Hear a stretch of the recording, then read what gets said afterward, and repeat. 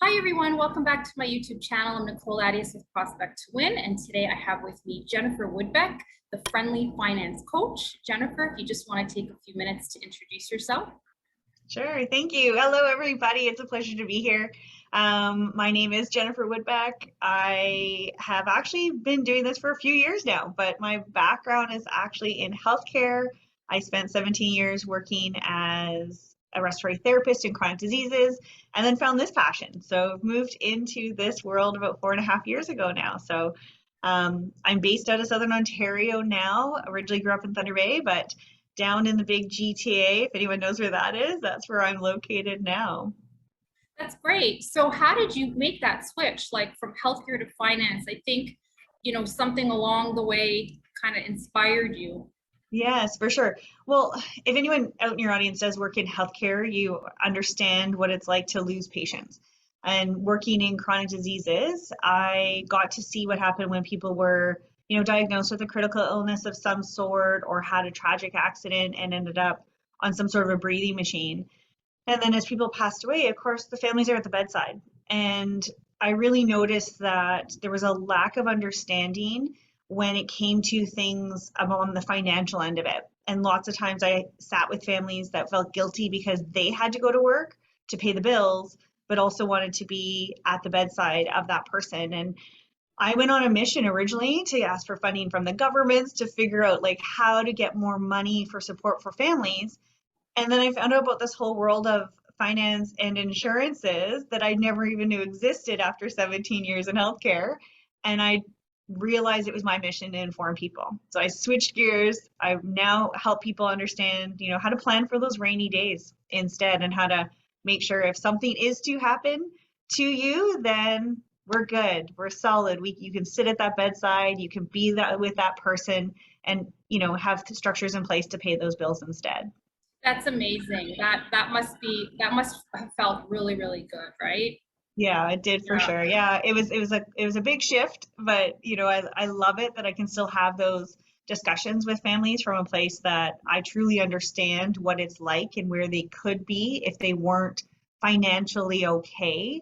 And really come from a place from my heart that I've seen it happen and I don't want it to happen to anybody else. That's amazing. And now you're coaching. Now you're Yes, coaching people in yes. this area. So, like, what would you say the number one money block is for people, Oh, for entrepreneurs, let's say? yeah, you know what? I think the biggest thing is I was chatting with some people on my team the other day. We've really lost the ability to have an emotional component with our money. Everything now is a tap on a phone, a tap of a card. We purchase things online. We don't consciously know where our money flow is. And I talk a lot with people about money flow. We just go and it's just a tap, this, and this. But when you actually are paying for things in that, it takes an extra step. So like you have to take cash out of a bank account or you have to actually, go into your wallet to take out a card. Yes, it's a bit inconvenient at times if you're in a rush, but there's a part of you that recognizes that you're making a purchase. And unless we're doing that, that block of understanding where your money goes is really hard. So that's kind of my first thing I usually talk to people about is, where are you and how are you spending money? Okay, so people are on autopilot. That's what it sounds like. Yeah, for sure.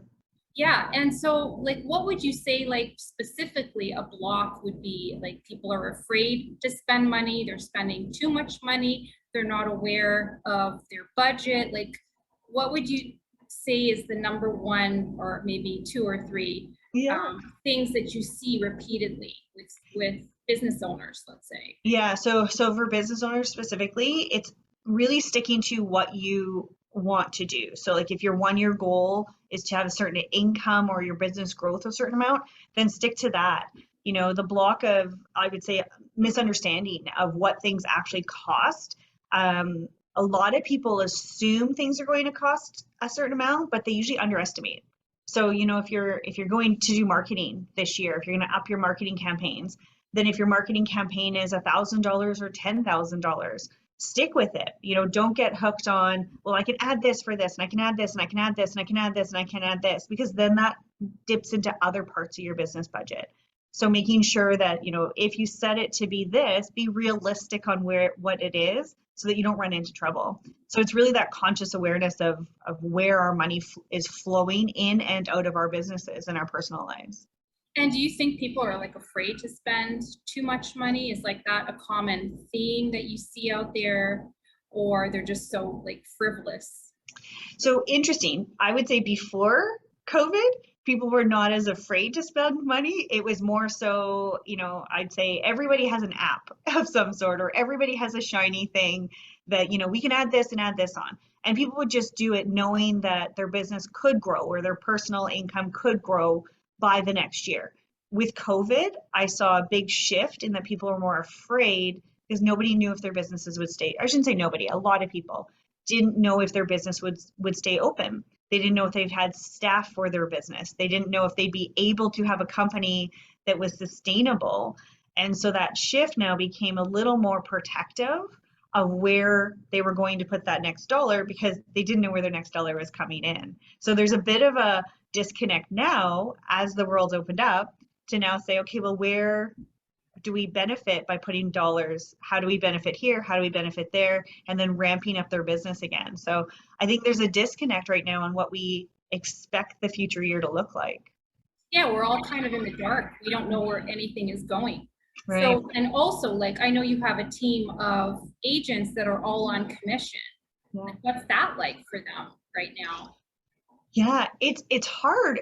We had a bit of during COVID that was because we're on Zoom, right? We're not face to face with people as much. And the first year of COVID, or I'll even say the first 6 months, building that trust with people in this world was a little bit harder. We really had to go back to the drawing board and look at how do you build rapport, where I could sit across a table from somebody and have an hour-long conversation, shake hands and, come to an agreement of some sort on either products or services or, just an agreement that we're going to go back to the drawing board. You could do that in an hour. And with the beginning of Zoom, and I even find now, people are skeptical when it's just this. And I often make the joke to people, like, I'd like to meet in person again because I do actually have legs. I'm not just a head on a TV screen. So, you have to look at how to build rapport differently to build that trust again. And so it's been a shift for everybody, and my agents included. If you're not somebody that's comfortable on camera, and you do much better in person, then how do we start relearning some skills to actually build rapport, get a connection with people? And that might mean only 20-minute Zoom conversations instead of sitting for an hour. So Yeah. It's definitely been a shift in the last 2 years. Oh, definitely. So sales are done differently. The way people communicate is different. And I agree, like face to face is number one, Yeah. right? And there's more of it. So why not do it? But again, there are some people that are just so afraid. They're still in that fear zone, right? But yeah, that's changing slowly too, and that will make a difference in sales. For sure. How many? I'm just wondering, like, how often do your reps, let's say, prospect, and how does that go for them? I'm just curious. Yeah. Like, outside of Zoom, let's say over the phone, sure. email, or social media. Yeah. So we're shifting the last 3-4 months, especially with summer. Everybody wants to get out, right? We want to get back out to patios and coffee shops and meet people again. So what I tell people and what we train in our teams is just 5 contacts a day. So if it means it's a day you're not going out, then still make a connection with somebody on Facebook, on Instagram, on a YouTube comment, something, just 5 contacts a day amazingly will change your business. It doesn't have to be daunting. And if you're going out, it can be a hello to somebody, start off, sometimes it's awkward when we start, you awkwardly say hello to somebody, how's your day going? And if you're not used to that, I wasn't used to it in the beginning, that it does feel weird, but you move through a phase where it's awkward, then less awkward, then somewhat comfortable. And then you gradually become really awesome about having conversations, but have 5 a day, just 5 easy conversations that could just be a hello to get started, just will drastically change any business. I love that because, a lot of what I teach is, making those calls and getting out there and being persistent. And I always say, start with 10, but 5 works. Yeah. Start with something, okay? Or just start with something. But no, that's good. I love it. And, you know, it's just all about that follow-up and persistence. And I'm sure, you know, they have connections, your team has connections with, you know, relationships that they've built over time. And the whole idea is to turn those, you know, five fresh, I call them cold call contacts, into warmer Right, conversations, right? That's right. what it's all about. Yeah. So look, Jennifer, I really appreciated our time today, and I hope we can do this again. So Absolutely. Thank any you. last final tips for, I would say, business owners out there who want to up it to the next level? My advice for anyone that wants to up it to the next level would be to just set out what your goals are and how you're going to get there. We've got half a year left, or a little less than half a year. But you know, if you got goals out there, whether it's a new year or any other year, just stick to it. You know you can do it. Don't get discouraged and just keep going. Be consistent. That's great. And what's the best way for people to reach you? So I do have probably well, my Facebook posts, or also too on my website, which is friendlyfinancecoach.com, has all of my contact information in there too, my email and everything. Awesome. We'll get that up. And thanks again.